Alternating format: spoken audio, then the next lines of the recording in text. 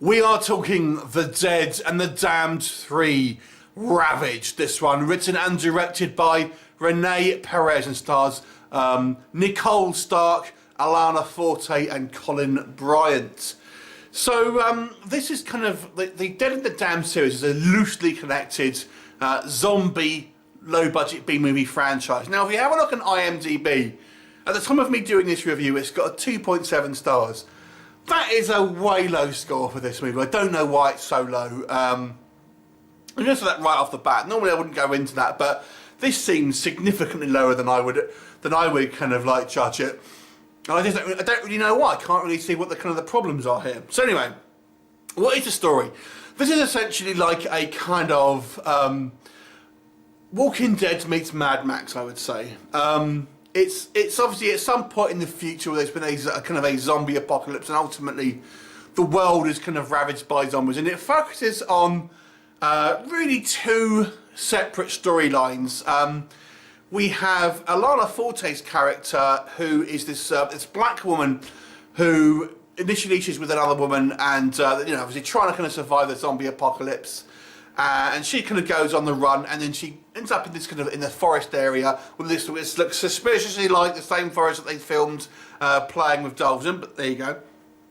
And there she meets kind of a bunch of other women and comes across this kind of militia who is led by this kind of like this self-appointed general.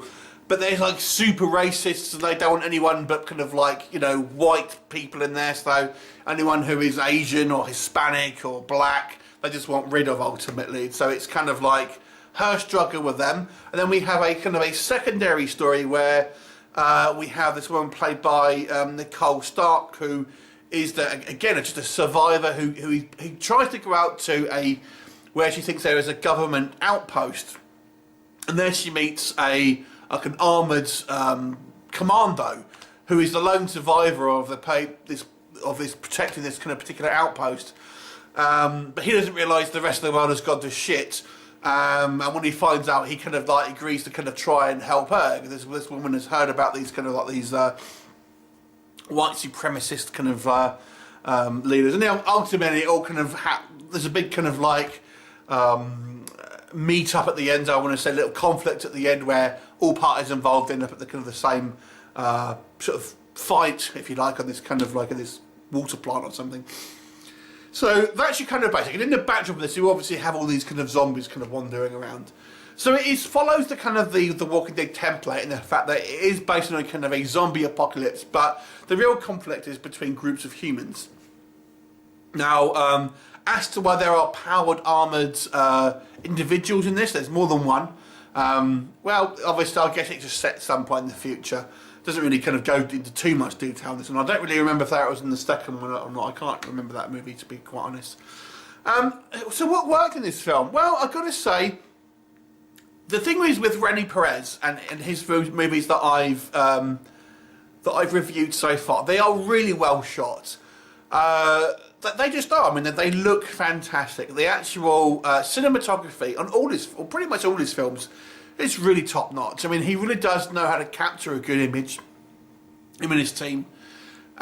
So it looks fantastically shot. I mean, there's some great sort of like external shots in the obviously in the kind of like the woodland areas and stuff like that. But they all look so well photographed. I've got to say that the cinematography here is really good.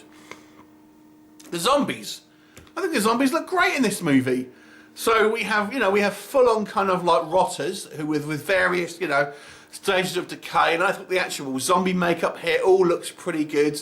They're kind of your classic sort of Romero-style zombies that you think have been around for a kind of a while, and there's plenty of them. I mean, you might question why there's so many zombies in what looks like a somewhat remote woodland area, but there you go, there is.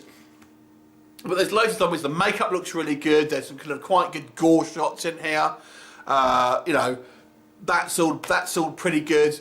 And then we come to the kind of the action set pieces. I've got to say, I thought they were quite well handled. I mean, we have these kind of like opposing forces, who when we do see conflict with them, I thought the conflict is executed in a pretty decent way. The choreography looks quite good. The effects in regards to kind of like gunfire and all of that all look pretty good. The acting, I would say, is, you know, perfectly okay for this level of film.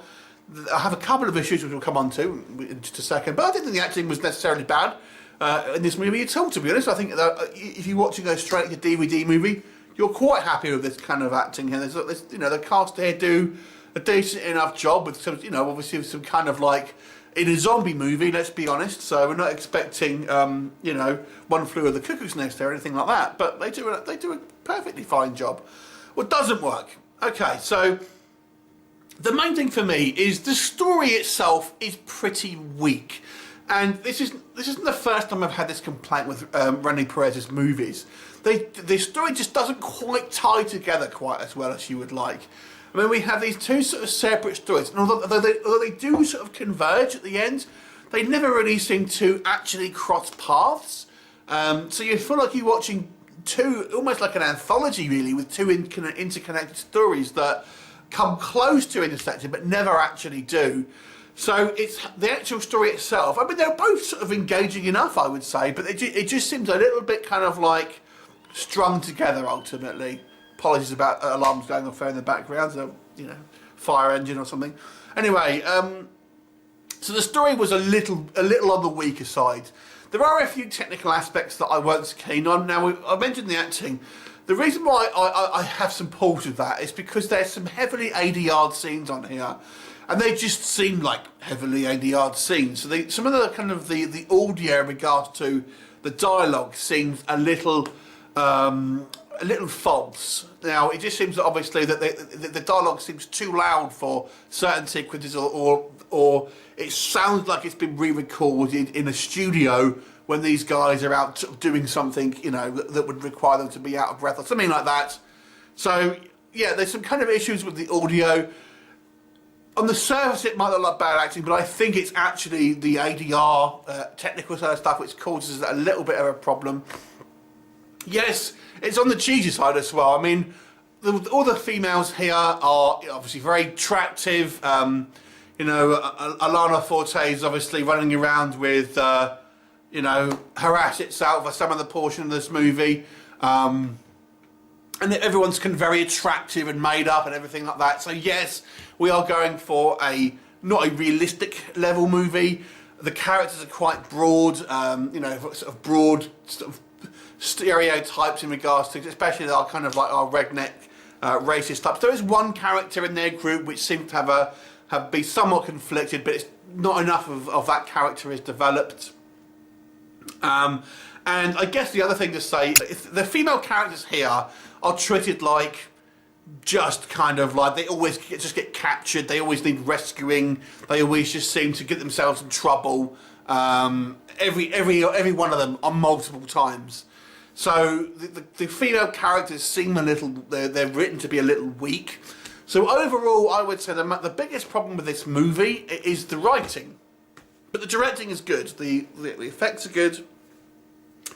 So I don't think it's necessarily deserving of its 2.7 mark. I actually thought this movie was quite a lot of fun, and I'll actually give it a 6 out of 10. If you're a zombie fan, you'll enjoy this movie. It's a fun movie with good effects. Maybe not the best storyline, and maybe some of the characters could have done with a little bit more fleshing out and be a bit more realistic. There you go. But you're looking at a zombie movie that is obviously, you know, a kind of sci-fi movie as well. I don't think you can complain too much. The power armor looks cool. I enjoyed that kind of aspect of it. I actually thought this movie was quite a lot of fun. So have you seen it? What did you think of it? Leave me a comment and I'll look forward to seeing you next time. Bye for now.